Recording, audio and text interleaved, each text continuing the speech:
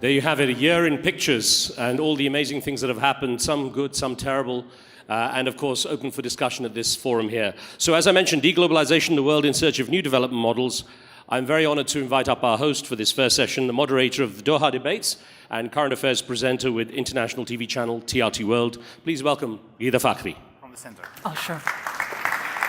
Thank you very much. Thank you very much indeed, Riz. It's a pleasure and an honor to be here in Almaty at the Eurasian Media Forum and to moderate this first session on deglobalization, the world in search of new development models. Now, I think what we can all agree on today is that the world we live in is not simply just a rapidly changing world, but it is increasingly fractured and chaotic.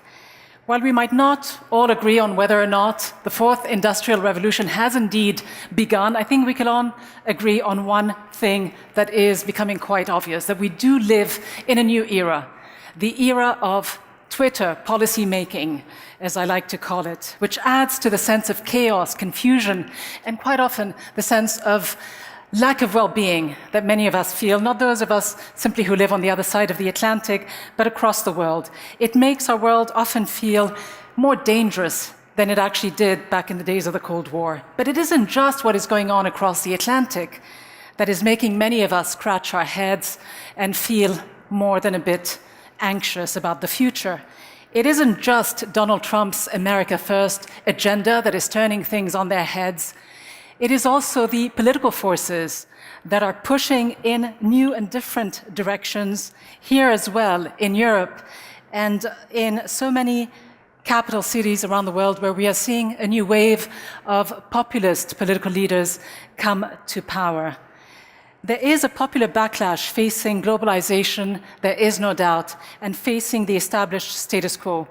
And this backlash, many of you might argue, surprisingly, isn't happening in developing countries, which is where the level of injustice, the level of inequality was mostly pronounced over the last couple of decades as we progress into this increasingly globalized world. But it is in fact happening in the industrialized world, in some of the richest countries, in the United States with Donald Trump, in the UK with Brexit, and as I say, in other European countries with a growing wave of populist political leaders either rising to power or simply gaining increasing political clout.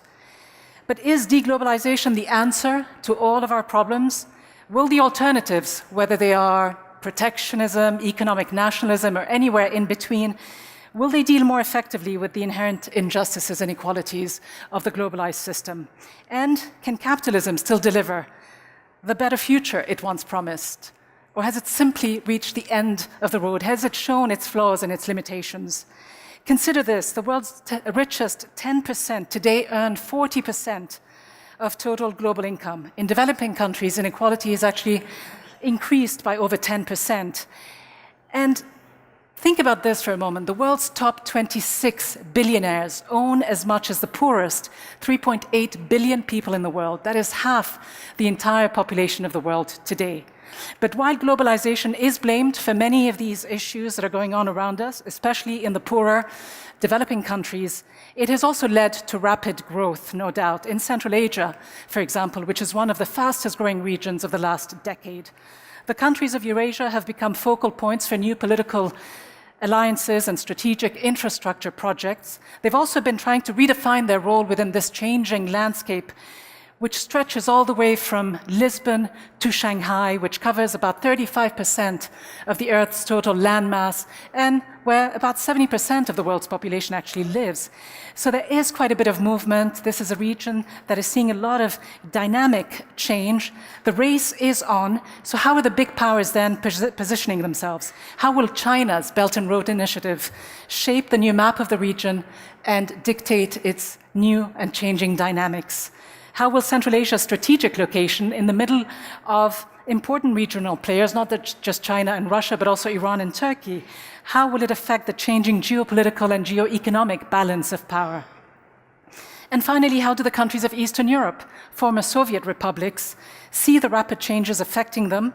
And how will the EU and all of these other major powers that I have mentioned react to the changes going on around them? A lot to discuss, so let's get straight to it. Let me introduce to the stage now and invite our distinguished panelists to join me here on stage, starting with President Armen Sarkisyan of Armenia. President Sarkisyan, please join me on stage. Dr. Baige Zhao, the Vice Chair of the Foreign Affairs Committee of the National People's Congress of China. Dr. Zhao, welcome. Former President of Estonia, Thomas Ilves, please join us on stage as well. And Tatiana Valovaya, Russia's Minister in charge of the development of integration and macroeconomic. And last, well, not last but not least, Sir Ivan Rogers, first, the UK's former permanent representative to the EUA. And last but not least, can I also invite to the stage Yerjan Ashikbayev, Kazakhstan's Deputy Foreign Minister. And so a warm welcome to you all. It's a real pleasure and a privilege to have you here with us in this opening session to discuss this very interesting and timely topic of deglobalization. Let me turn to you first, President Armen Sarkisyan. You've been in office since April 2018, having previously served as Prime Minister of Armenia back in the mid-1990s, 96, 97, and throughout the decade of the 1990s, you served as well as ambassador to several European countries, including the United Kingdom. When you look at Armenia, it is a country, a small country, that sits in a very strategic yet delicate geopolitical region in the Caucasus between Asia and Europe. Armenians have always had this distinct ability to adapt to the changing world around them, to move with relative ease and seamlessness across borders and cultures. How do Armenians today view this ongoing tug of war between the traditional globalists and those who are pulling in the opposite direction, those advocating a new, different, perhaps more disengaged form of global development system? Well, thank you very much for the question. Well, it's going to be difficult even for the President of a republic to answer for Armenians. Because first, Republic is around 3.5 million population, and there are 4 or 5 times more Armenians living abroad. So I will not take that task to answer for all Armenians, but let me share with you my own observations, and I'll try to be short here.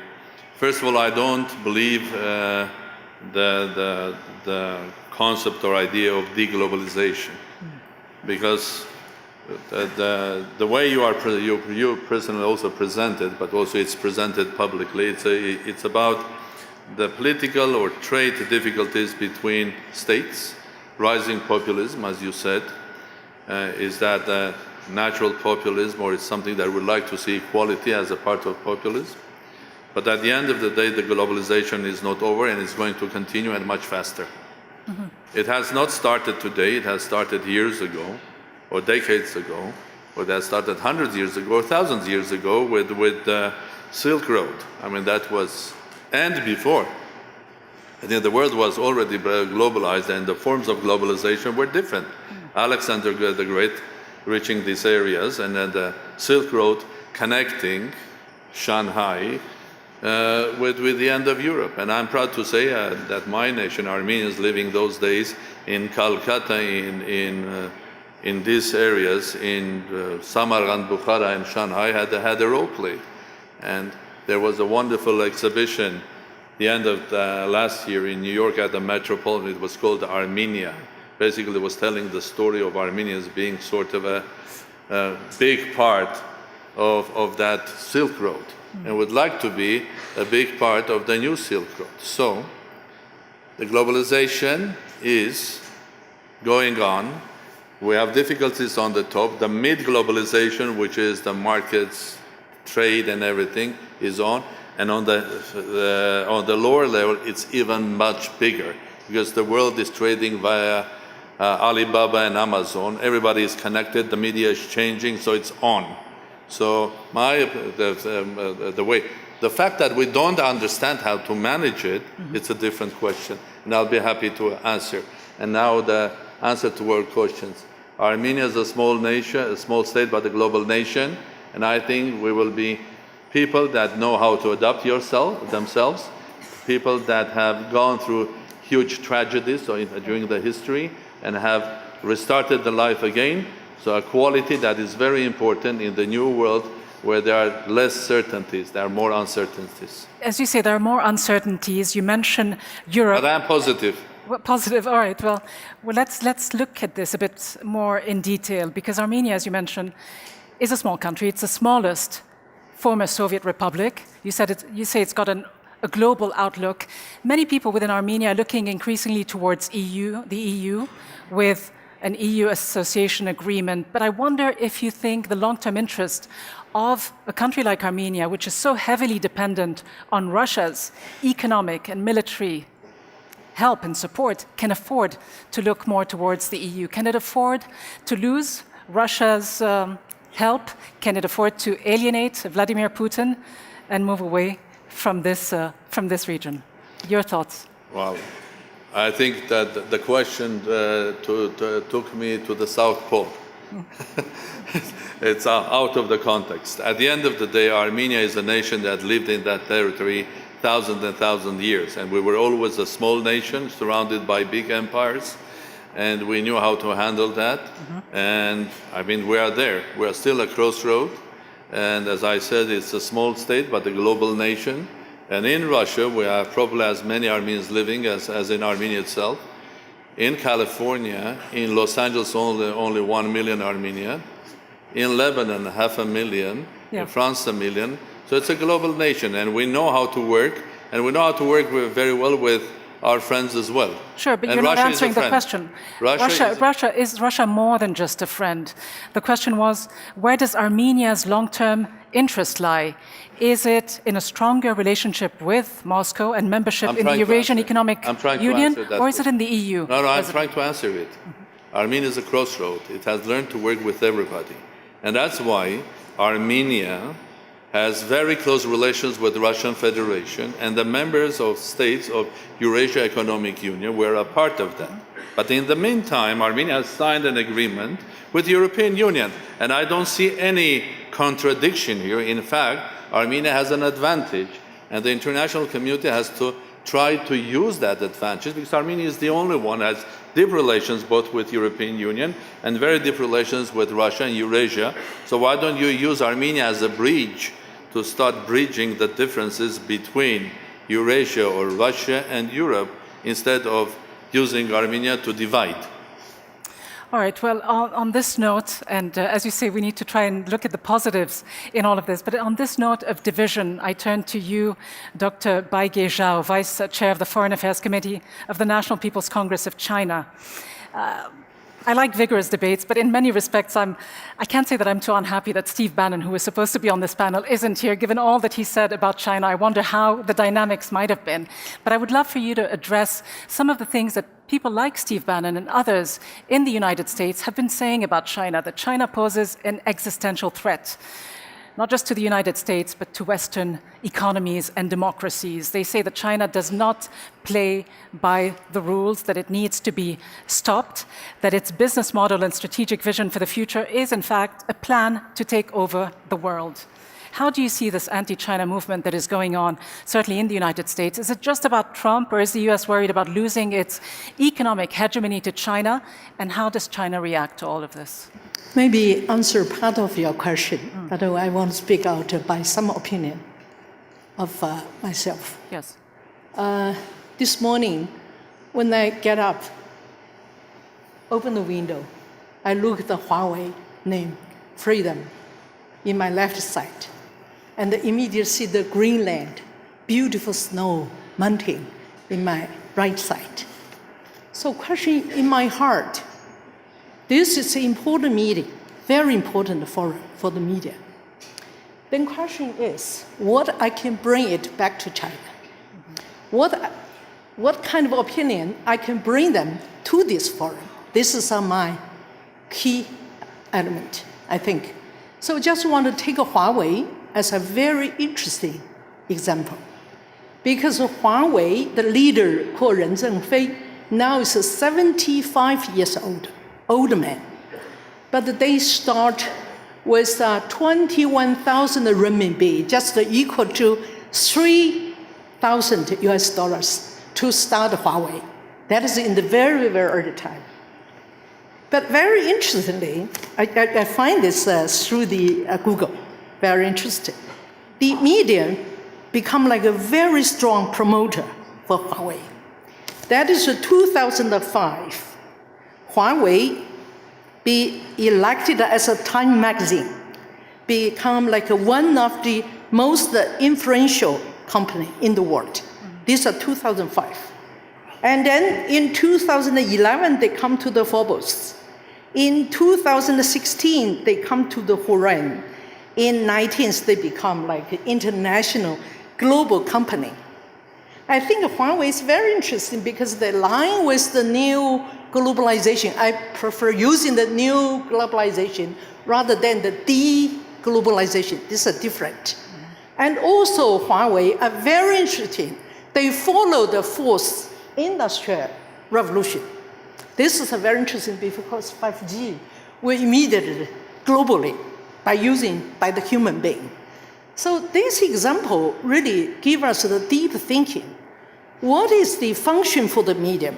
Whether we should promote the whole society, make a progress, or maybe withdraw, or give a barrier for the society development. This is a very interesting question. So what is the solution as you see it? Do you see Google's move towards Huawei as a declaration of war? Is it a wake-up call for everyone to try to develop alternatives to US dominance in cyberspace, dominance in financial transactions? How do you see it? How much of a declaration of war do you see it? And what is China's response to it specifically? Because I think until now, we have to consider three issues, very important. One, what's the meaning for the new globalization? Because the whole world got to change everything, every family, every society. A lot of developing countries, maybe in the past, they have no information.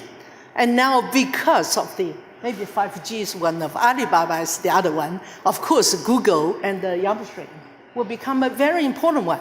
So this is my opinion. The fourth industrial revolution line with the new globalization. So they give the country, give the people the tool to independently develop by themselves.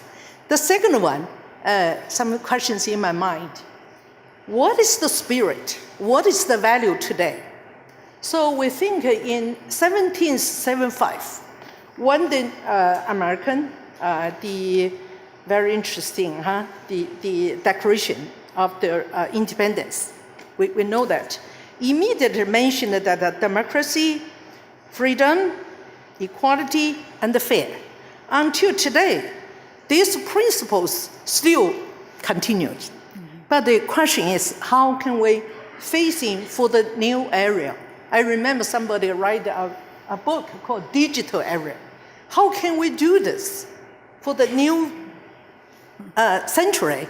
How can we dealing with the new generation? Just like Chinese as an example. All the 1980s is totally different. It's totally different between the 5th, 6th, 7th, and 18th, 19th. So the whole generation, whole society go immediately fast. So we should consider how can we?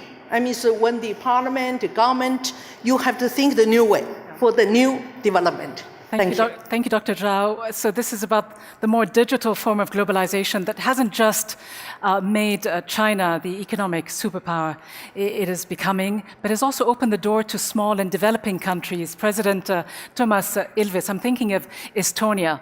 Before you made the move to academia at Stanford University in the US, where you currently serve as a fellow, you governed a country of 1.3 million people, a former Soviet republic that became the unlikely, quote, most advanced digital society in the world.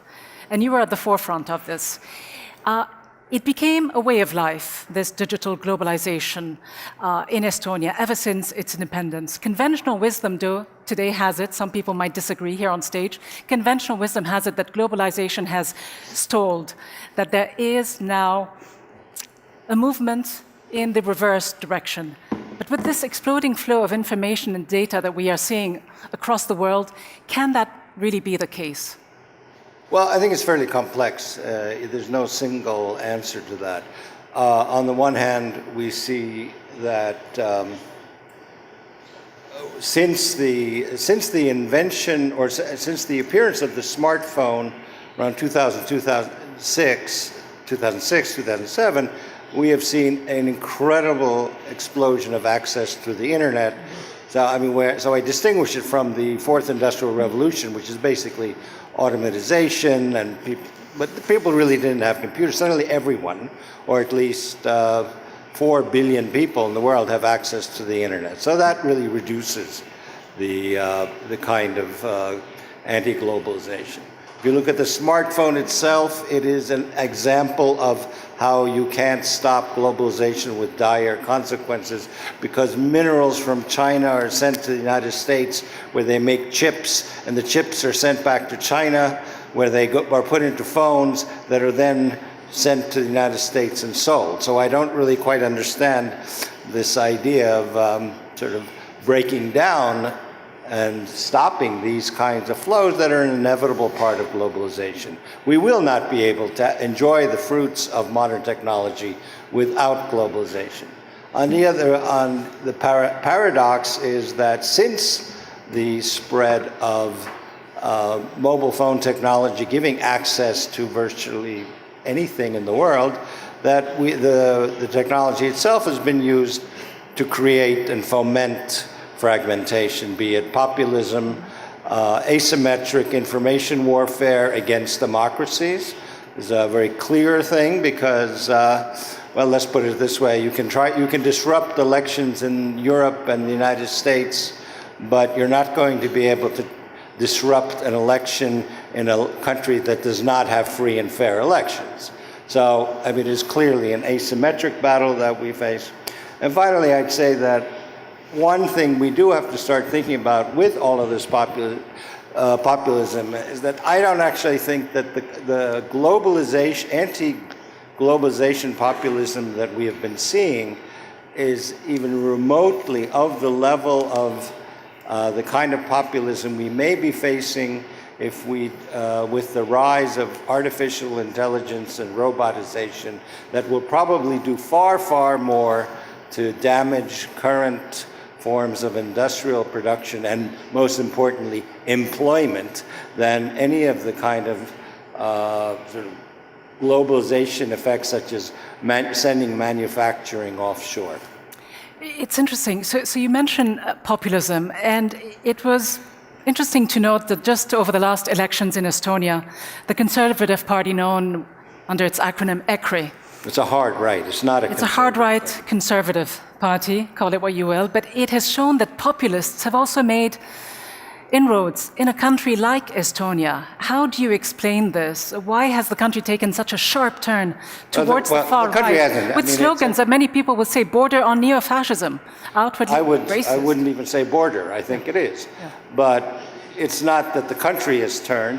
It was an electoral deal, because the party we're talking about did not get many votes. I mean, it was 18%, but it was a post-election coalition deal. But that's what happens in democracies. But still, you have some of the party members, the senior party members, talking about a white Estonia, using penny racist slogans, saying blacks must go back, openly racist. By joining what many are calling this far-right club, how concerned are you, though I understand you say it's not the majority of the people who elected this party, but still, how far do you think will Estonia go down this path of white nationalism? I don't think it has a future, and being one of the primary opponents of this current regime, I'm hardly thrilled with this and doing everything to ensure that this is not a lasting phenomenon. So you don't think this is a long-term phenomenon? Well, it's simply, I mean, it's a small minority that got into a government. So that's the overwhelming majority, or the largest single party to win a vote, getting more votes than anyone in the past, was a liberal, open party, but they were frozen out of government through a rather nasty deal. But there's certainly a club of sorts that is forming among all of these different groups, whether it's Marine Le Pen's party in France or Salvini's in Italy and in other places. It's a nationalist international. And one might wonder if it is also going through an identity crisis, European politics. by the virtue of the fact that it is also looking towards the United States and people like Steve Bannon to help it move along. Well, clearly, Mr. Bannon has been traveling around Europe the last couple of months, and he's even coming to Eurasia. But the point is that he is trying to unite all of these small parties. All of them are minority parties. To form some kind of, as I said, bizarre thing known as a nationalist international, sort of. And on this note, many people look towards Moscow. Tatiana Valovaya, a minister in charge of the development of integration and macroeconomic in Russia. Many people look towards Russia because they feel that the president, Vladimir Putin, has a hand in trying to promote some of these right-wing parties, trying to give them a hand to help them come to power. Is the kind of disruption that we are seeing in the world today music to Moscow's ears? Because many believe that the weakening of this established multilateral system and its key institutions, which arguably are controlled by the West, is what Putin has long been looking for. Is that the case?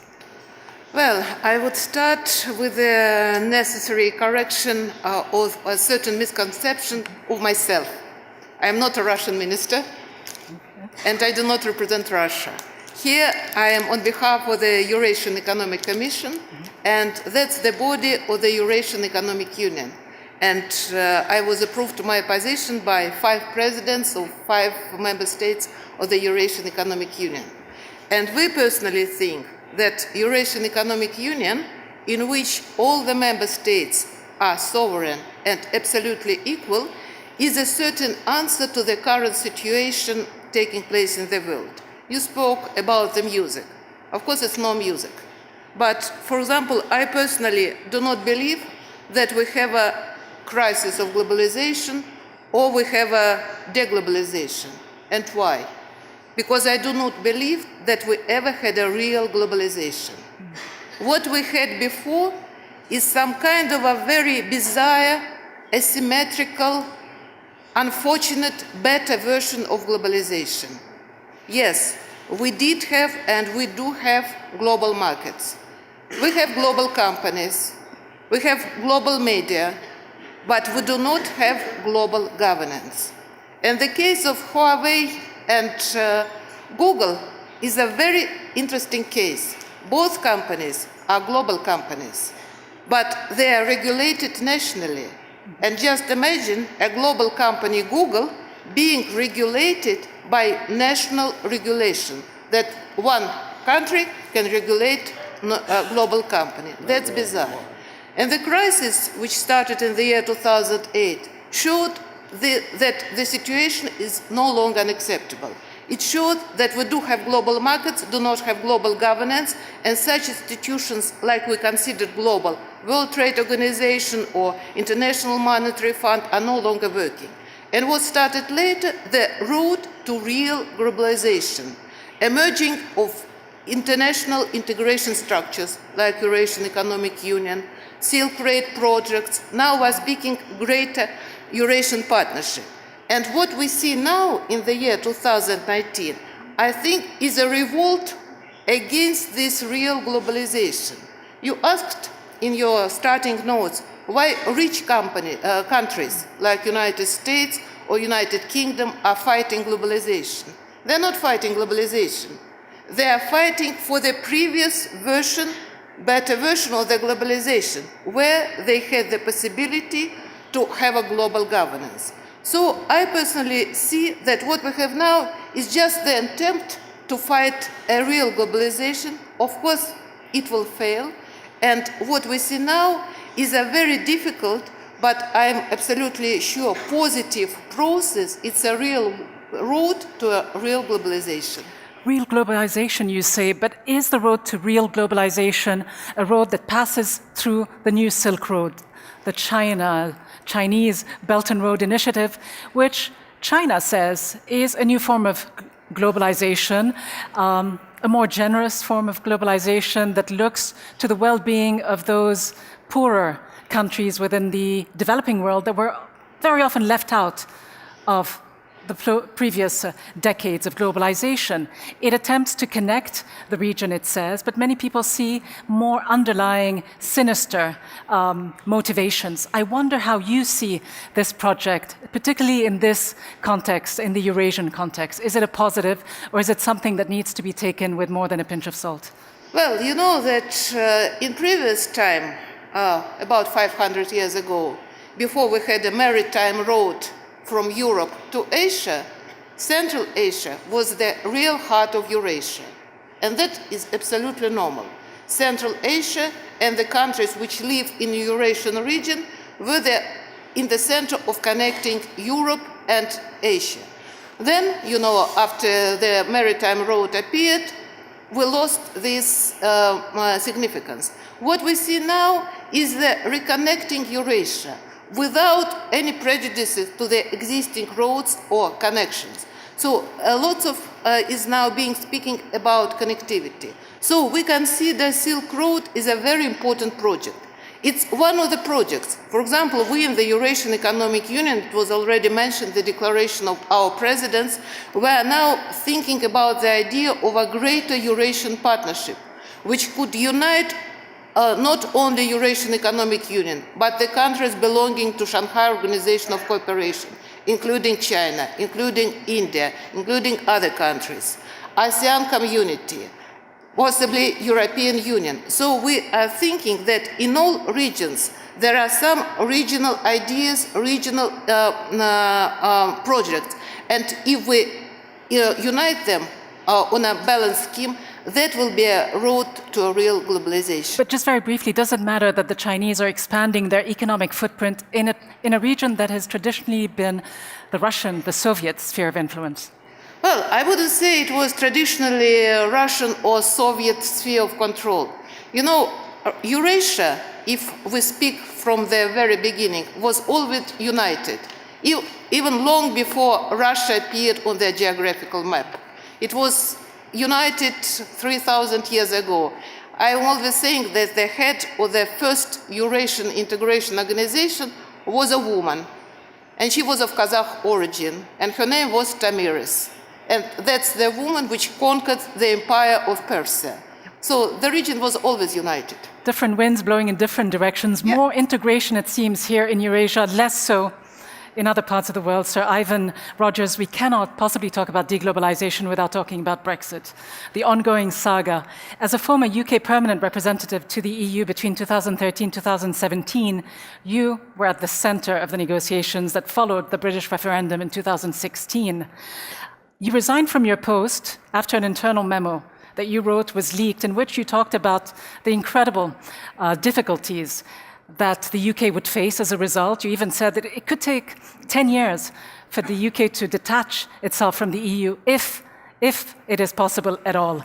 Why has Brexit, in your opinion, been such a mess? Some have called it a great national act of self-harm. Do you see it that way? Well, it's very difficult, and it's genuinely difficult because the European Union is the deepest economic and not just economic integration project on the planet. So it's a customs union, it's a single market, so a free zone of circulation of goods, services, people and capital. It goes well beyond the economic sphere as well. Of course, it now has monetary union and free movement of people ensured by the Schengen zone, though we in Britain stayed outside monetary union and stayed outside the Schengen zone. It was never going to be easy or straightforward or short to extricate yourself from that sort of zone of integration. And let's be clear, no developed country in the world has ever chosen to do such a thing and to take itself out of a regional integration bloc. So my advice, of course, when I was there as the ambassador and in my previous jobs in the system was to say, if we are going to start a process of taking ourselves out of an extraordinarily complex nexus of relationships that we have by dint of EU membership, it's going to take a long time. I do think the British political class has generally struggled with that and struggled with the technical complexity of it. The other big problem is, in order to do it, you have to know where you're going.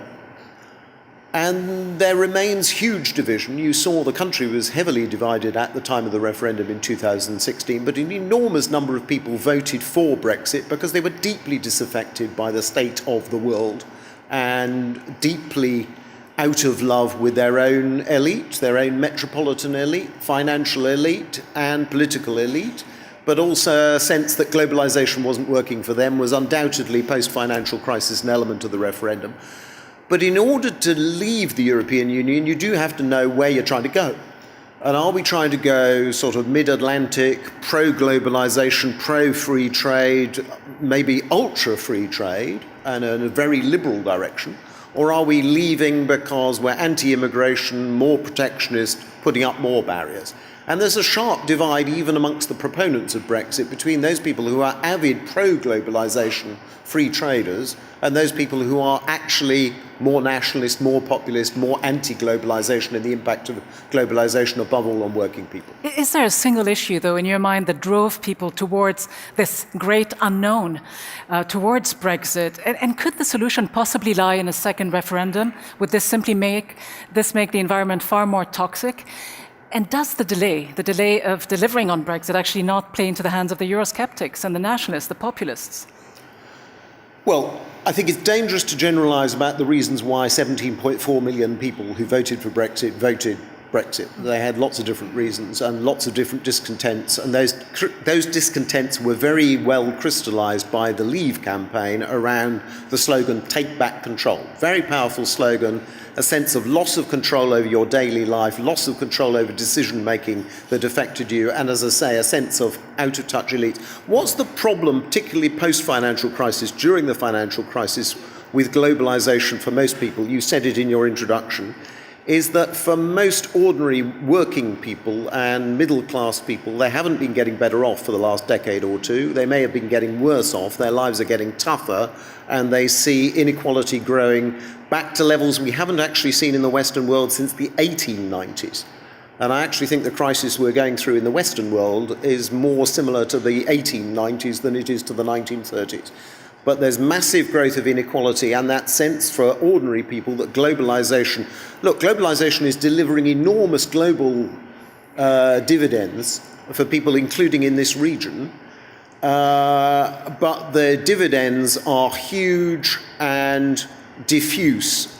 The disbenefits of globalization are acute, severe and specific and local, and those people who felt those disbenefits chose to vote exit. Now, you ask on a second referendum. Look, I think referendums, have their pros and cons. I'm generally rather sceptical of the value of referendums. I think having yet another one in the current British political climate, which is as brutal and conflictual as I've known it through my entire adult life, the idea of having another referendum now to try and sort the issue, the likelihood is we'd end up equally bitterly divided and with no resolution to the issue. So I'm not sure a second referendum. I do think we're going to see the fall of the current Prime Minister very soon. Whether it's weeks or days, I don't know, but Theresa May is obviously not going to last. She won't be the Prime Minister conducting the next stage of the negotiations. I think we will need a general election in British politics to get to any sort of resolution, but I don't think a referendum is necessarily a very healthy way forward. Could we see a populist leader making his way or her way to 10 Downing Street, or is the UK simply immune? I don't think you can rule anything out in this climate. You've seen that the Brexit Party will win today's European elections in the UK and win it by a sizable margin. They won't win a majority of votes. They'll win whatever it is, 35% of the vote. Wouldn't surprise me at all. But you still see a country which is bitterly divided between 50+% who actually would like to remain in the European Union on current terms and 50-% but it's still very equally split who would like to leave, and many of those who would like to leave are now prepared to leave without any deal at all. So you've got a very bitterly polarised politics at the moment. Thanks, Sir Ivan. Obviously, it's leading many to concede that perhaps further integration within the European context may be at a dead end. At least that's what the nationalists say. Yerjan Ashikbayev, your country, Kazakhstan, is located geographically between or both in Asia and in Europe. As you follow, the EU is going through a particularly difficult moment though your government is looking increasingly towards the EU, former President Nursultan Nazarbayev talked about a specific vision he has to bring together the Eurasian Economic Union, the Silk Road Economic Belt, and the European Union into a single integration project that can be called Greater Eurasia, focusing on economic collaboration and security. Is that realistic? And to you, where do the priorities of Kazakhstan today and in the future lie? Well, basically, I would like to start with the proposition that Kazakhstan has been living in the deglobalization time, specifically all the modern history is deglobalization. First and foremost, Kazakhstan is the biggest landlocked country in the world, and therefore lack of access to open seas is a natural impediment to being an active part of globalization. At the same time, our neighbors, our great neighbors, for which we're very much thankful to the God, are our open seas. Both China, which is almost in each and every respect bigger, 100 times bigger than Kazakhstan, or Russian Federation, which is almost 10 times bigger than Kazakhstan, are our open seas. Another fact is that breakup of the Soviet Union also created a huge challenge of deglobalization for Kazakhstan, because we lost almost all economic ties that were present. And as a result, Kazakhstan did amass a huge experience in search of new models of development. And therefore, indeed, First President Nazarbayev is a renowned champion of integration in this area. So,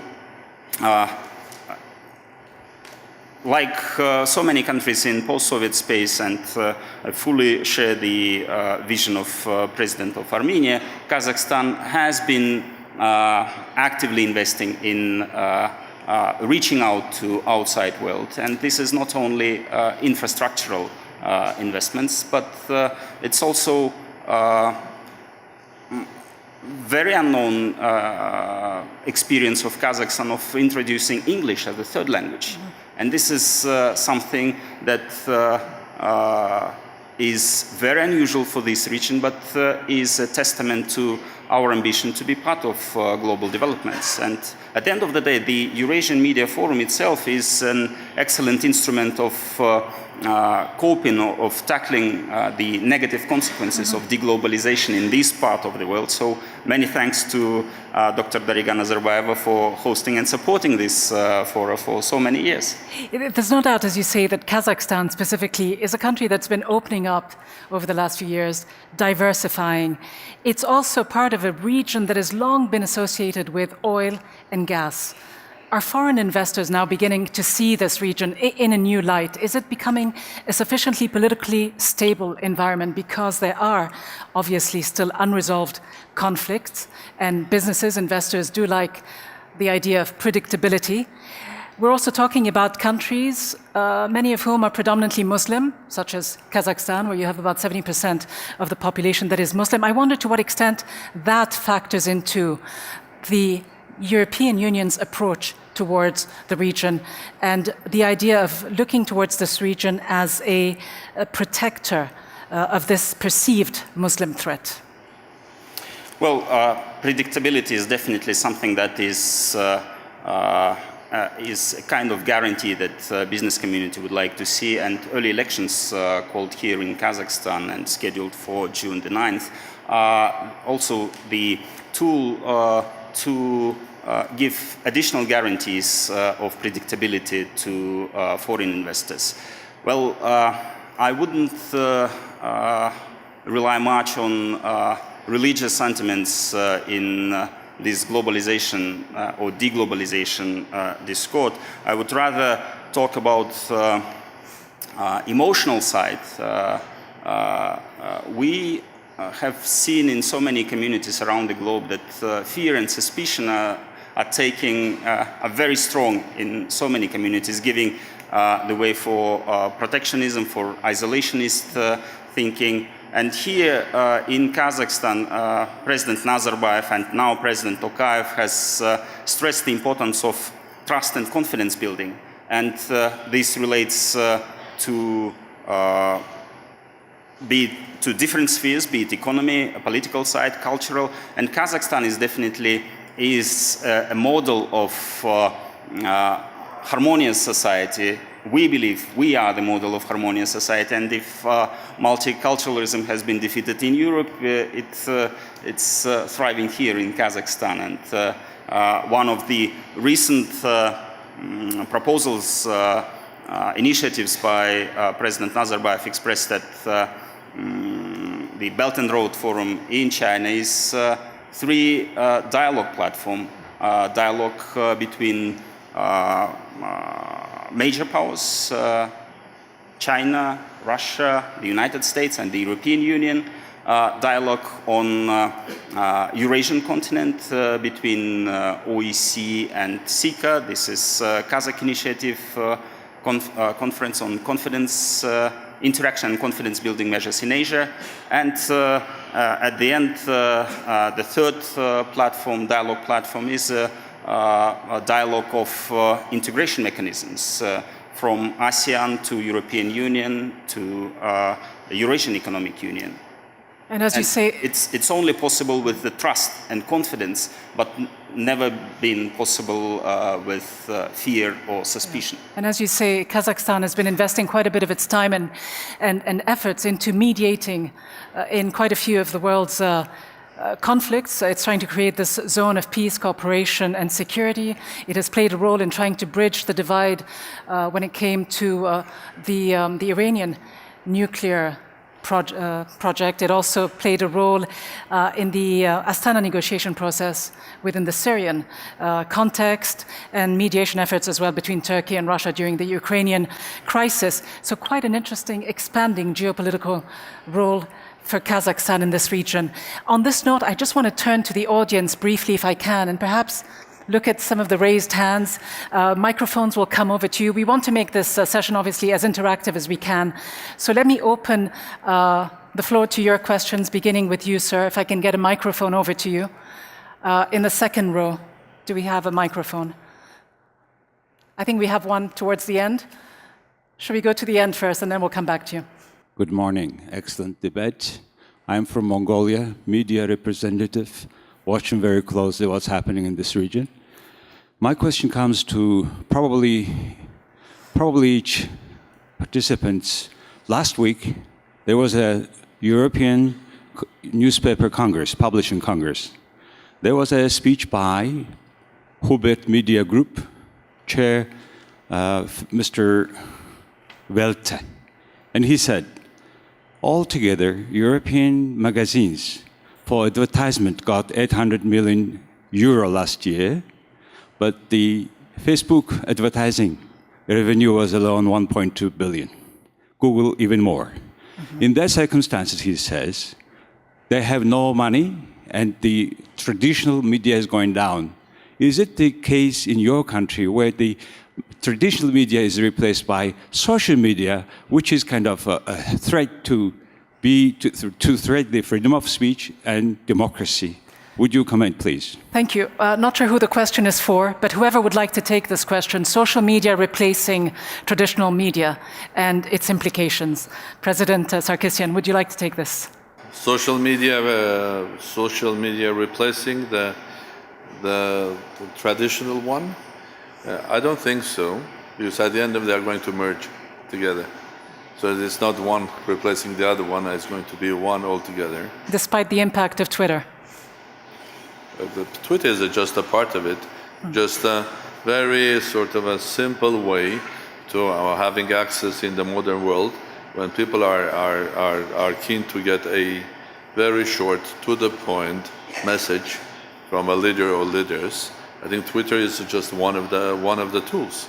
And inside Twitter, inside Telegram, inside Facebook, there are universes of development in how to handle, starting from entertainment up to other forms of media. But the reality is that the change in this globalized world is taking us to a place where we are not only the social networks is engaging people. And I call this change the quantum behavior of global politics. And there are leaders that are using it very effectively. Mr. Trump is one of them, using the Twitter as effective as possible. Yeah. President Macron was very successful. We saw the role of the social media / classical media, its role in the Ukrainian elections, and the Velvet Revolution, or the revolution Armenian style that happened in Armenia last year, was basically based on the access of the social media. Dr. Zhao, world markets, there's no doubt, react to presidential tweets. This rather unconventional, some would say erratic approach to international relations, this notion of trade wars, being all over the internet before you know it. Does it actually hamper or help the construction of this Eurasian economic and political space, in your opinion? I think until now we have to reconsider what we are today. What is the environment? This is important. I think it's 3 issues nobody can break. Number one, the fourth industrial revolution, very quick. So the young generation always fall in love with even the TV. Now, the less and less the young generation to see. They all through the Google, the quick searching, etc. Second one, I just want to mention that the classical and also the new model, I fully agree with the president that they will merge. But when we talk about the merge, maybe we have to think who is the major parts and what is the needs from the whole society. The most important thing is the value of the media. What is the way we should promote the new value or the value for the whole society? I think these 3 issues we have to take it into account. Before I take another question, President Ilves, Sir Rogers as well, if you want to weigh in on this, the value of the new media and how it's being used. Well, just one statistic. In the 3 months leading up to the 2016 presidential election in the United States on Facebook, 7.4 million true news stories were shared, and 8.3 million untrue stories were shared. So this convergence I'm not so thrilled about, and I think that quality media will remain, but I am not sure about the rest of social media. And right now you can see with quality media a search for new models, and certainly some outlets, the Financial Times, the New York Times, have in fact managed to maintain profitability, and I suspect they will be around, but the audience for edited, quality, vetted stories will remain, but it won't have the same effect as it used to have, simply because people are inundated with trash. Trash or fake news, Sir Ivan Rogers. How does that play into people's perceptions and their decision-making processes of just following each other, So you've got Trump in the US, you have Brexit and Brexiteers suddenly hearing the same echoes, the same slogans of wanting to take their country back.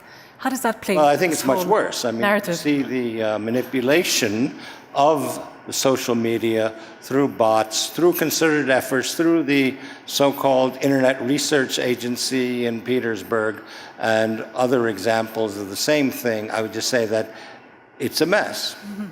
How would you describe it? Well, I was going to raise 2 slightly different points, really. If I look at the state of globalization and the threats to globalization because of the discontents we've all been referring to in terms of the unequal benefits, or the sense that the benefits are accruing overwhelmingly to the already wealthy.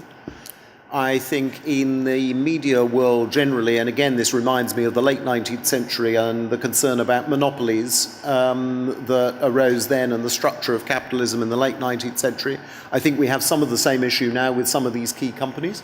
And we're going to have to think about competition policy for the 21st century, and it needs to be different and more aggressive, in my view, both in the European Union and in the States and beyond. And I think we're going to have to consider the monopoly power of these companies and act on it. The other question, I think, which is going to resonate even more with the general public, already is across the Western world, I think this is going to become more general, is taxation. How do you tax internationally mobile capital effectively? Because if you don't, what's differentiating this era of globalization from previous eras is that the dividends of previous eras of globalization, at least in part, accrued to working people and to labor. And most of the dividends of this era of globalization are not accruing to labor. And again, unless you can fairly tax companies and concerns, then you're going to see labor taxed more heavily and extremely wealthy players in the private sector taxed less heavily. That is not politically sustainable in any of our polities. Mm-hmm. Ms. Valovaya, Mr. Ashikbayev, how do you both think that social media is playing out in this part of the world, if at all? Well, I would start that I started my professional career as a journalist. Mm-hmm. Back in the 80s, for 5 years, I worked for a leading economic newspaper of the Soviet Union. And I would say that over this period, traditional media has changed significantly, because you can't compare how newspapers or television worked back in the 80s and 90s and today. So I fully agree that quality media, which works now in internet, which has a very flexible policy, which is very active, can compete with social media. But social media is extremely important, because certain opinion makers, like presidents or philosophers or experts, they used to be the necessary part of the traditional media, and they still are. But sometimes it's easier for them to have direct access to their audience from their own social media. So in our part of the world, or in the Eurasian Economic Union, social media is developing. We see pro and contras, but we absolutely think that it's a way we have to follow. For example, our Eurasian Economic Commission, we have our own page in Facebook, and it allows us to have a direct dialogue with our readers and with the audience. So it's developing. What are the pros and cons of social media in Central Asia? Many people had predicted that digital innovations would actually make the world a global village, would create better understanding among people, borders would become less important, and so would nationalism. It's not exactly the case in many parts of the world. How do you see it from your vantage point? Well, it's not only the intrusion of communication of 5G is to be tested next year, or even this year in some cities of Kazakhstan, but it's also the language. And what we see is that public discourse is very different. Even in Kazakhstan, the discussions in Russian media are very different from discussions in media that operates in Kazakh. And this is equally true with regard to media in English-speaking world and media in Russian-speaking world, for example. And it's yet to be seen what would be the uniting factor. But when you say different, what do you mean? Do you mean more official or less? Values are different, the perspectives are different, and therefore public opinions are shaped in a very different way. All right, let's turn to another question. To you, Thank sir. you. My name is Dr. Shahid Qureshi. I'm the chief editor of London Post. My specific question to the Armenian president, you said you have been stretched between the European Union and the Russia, and you're handling both of them very well. What is your strategy to resolve the issues with the Azerbaijan and Nagorno-Karabakh issue? My comment about the globalization is that in the absence of transparency in the banking system, for example, the Swiss banks are charging 2% to keep the money, and then they're lending it for 4% to investing in the business. So they are getting about 6% for doing nothing. Okay. In terms of the FATF, which is the Financial Anti-Terrorism Task Force, how is it possible for any country to be charged with money laundering when these banks in Switzerland and in other countries are behaving badly and doing illegal practices? That's a question to the panel. Thank you. President Sarkisian, that was for you. Can I start from the second point? I think the statement that the banks are behaving badly. Well, I think it's a very general assessment. It's like saying all the judges are corrupt or every banker is a thief. Well, it's not the case at the end of the day. And we have to be very careful judging others before we will be judged ourselves. And the banking sector had suffered, the global banking sector, after the recession.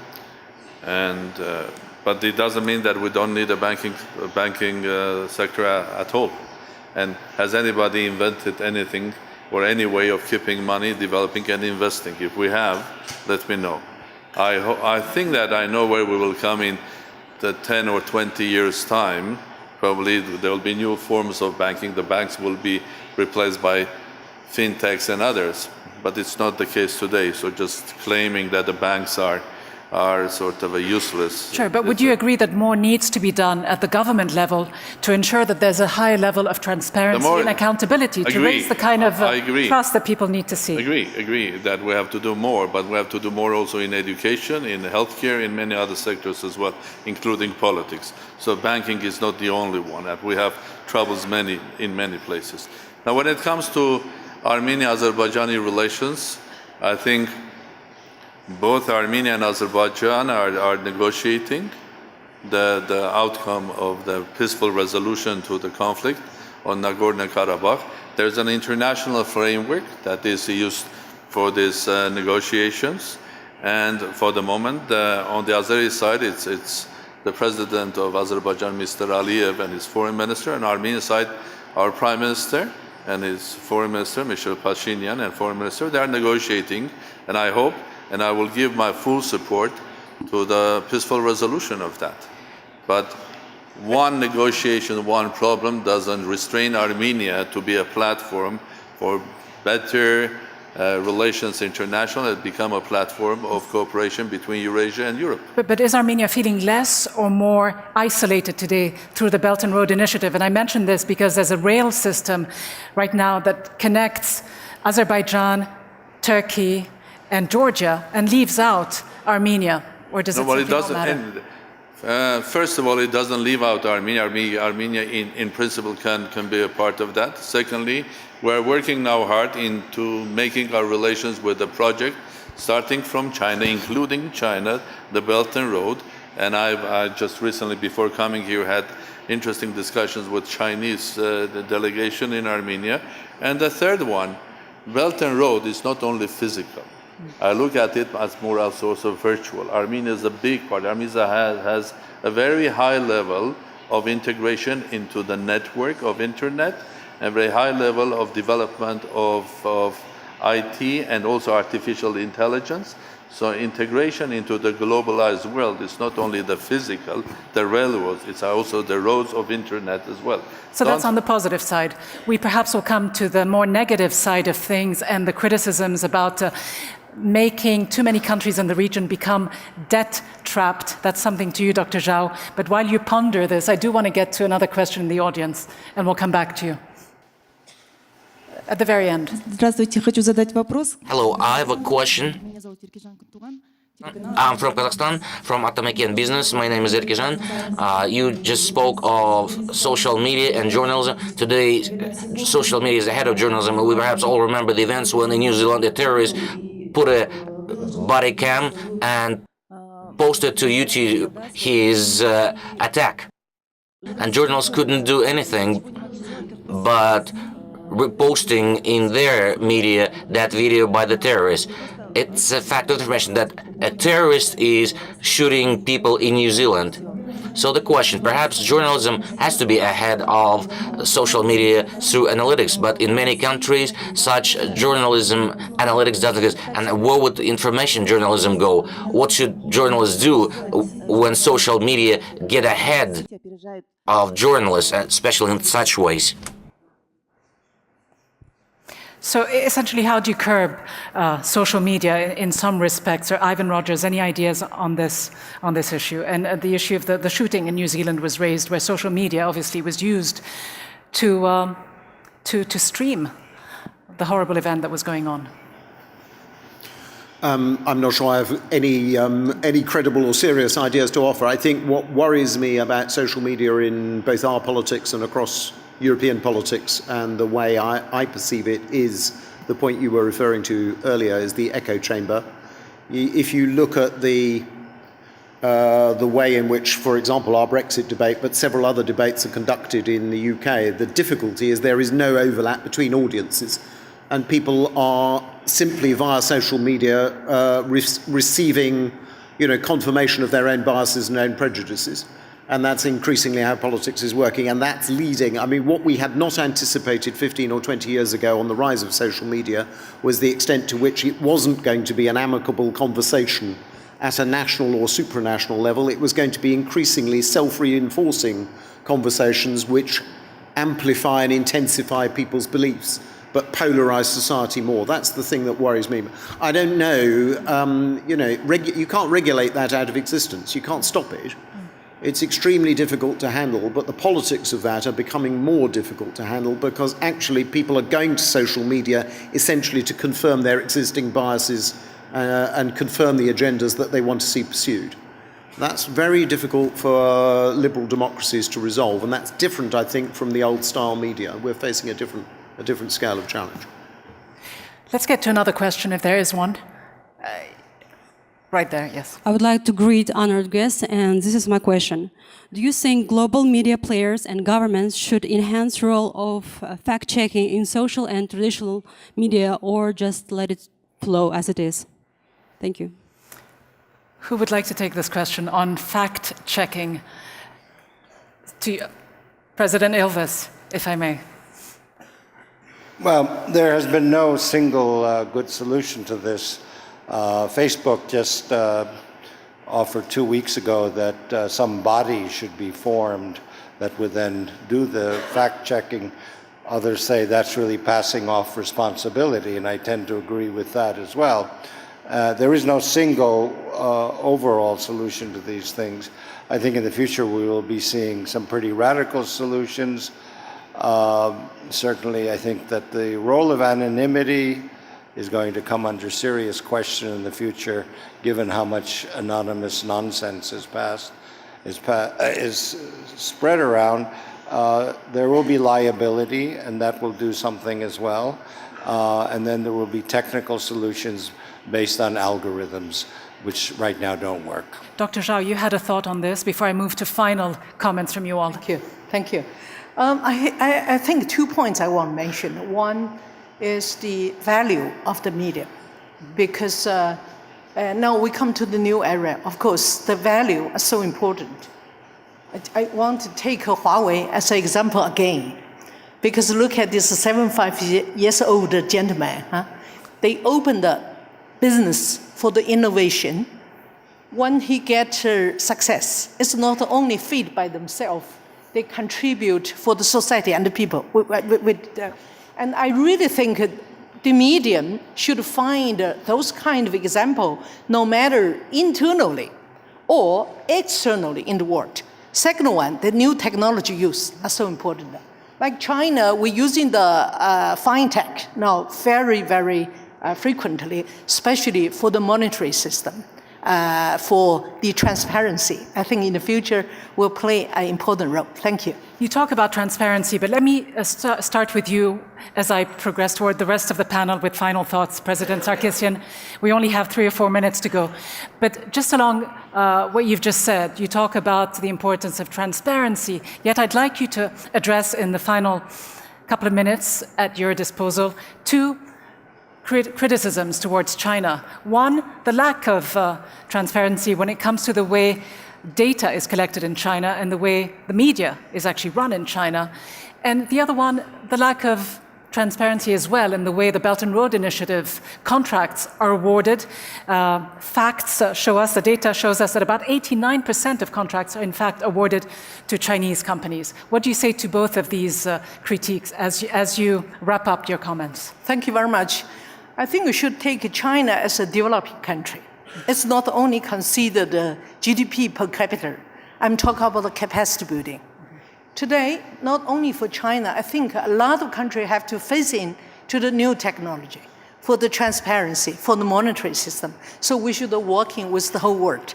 Second point, I just want to mention here, China, not only the government, business people, also think the way, how can we do the international standard? For this point, we need the European country. We need even American. We work together. Thank you. Dr. Zhao, thank you very much. President Sarkisian, to you in the final minute or two, where do you think the world's political and economic center of gravity will be in the next, say, 10, 20 years from now? In Armenia. In Armenia. And beyond Armenia? Well, I said it, we are the 21st century.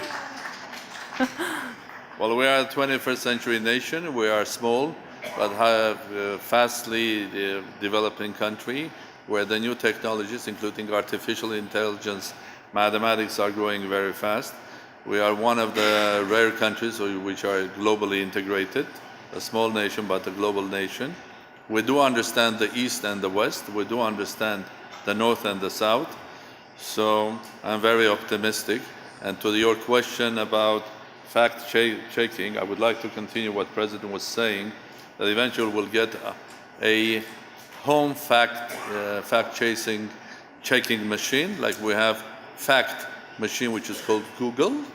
You'll have another machine, which will be artificial intelligence, that will immediately check if the politician is true or right, just checking artificially the face, or the facts, checking with the world facts. So don't worry, pretty quick we will have on our gadgets something that will check facts as well. And I wonder what a panel like this will look in 20 years from now.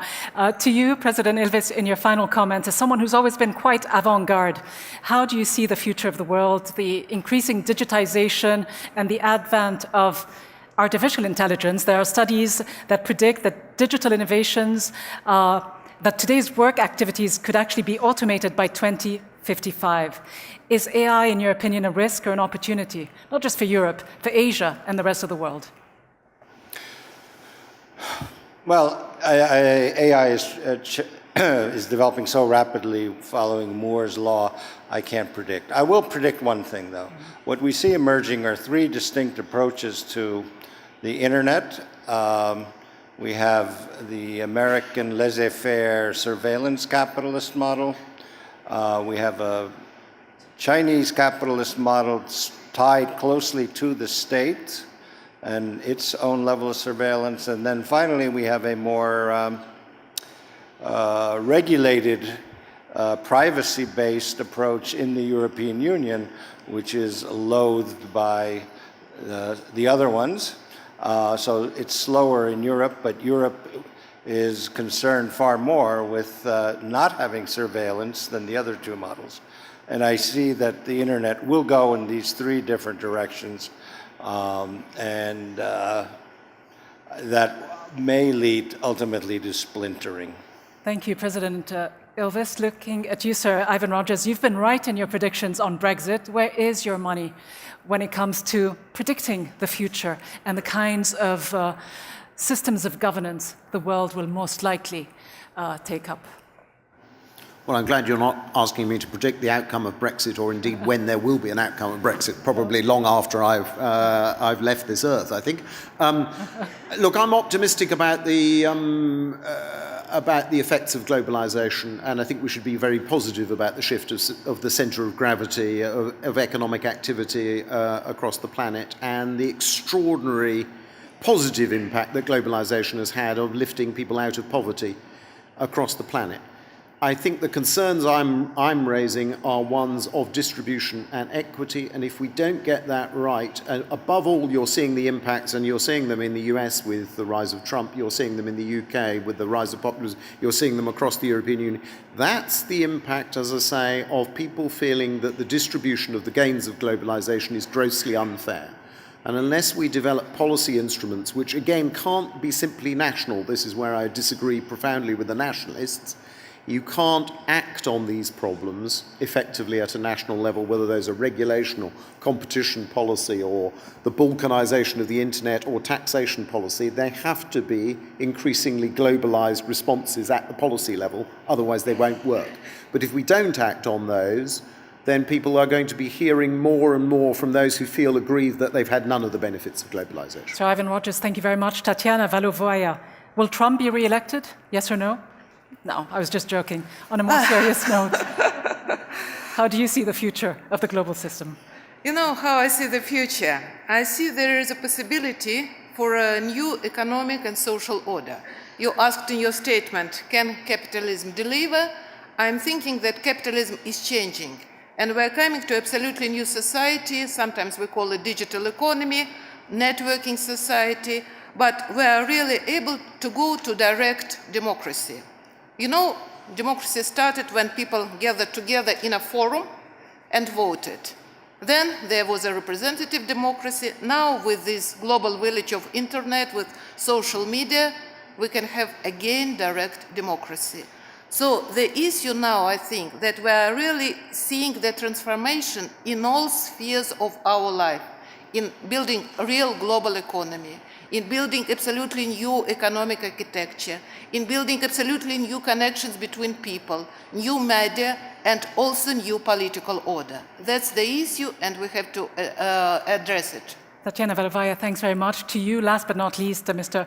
Ashekbaev, will Eurasia be the next superpower? Do you see this vast region becoming sufficiently integrated and cohesive as a bloc to become almost as strong and important as the European Union, perhaps even stronger? How do you see the future of the region? It's our ambition, but not strong in terms of economic powers, but the ambition is to increase the quality of living here to the standards of living in developed nations, and that is the task of the government. Thank you very much indeed. Let me thank all of our guests, Sir Ivan Rogers, President Ilves, President Sarkisian, Dr. Zhao, Mrs. Tatiana Valovaya, and to you, of course, as well, Armin Sarkisian. Thank you very much indeed for this fascinating discussion. And let me thank the organizers for inviting us to be here and to be part of this Eurasian Media Forum. Thank you all very much indeed for being with us. Thank you.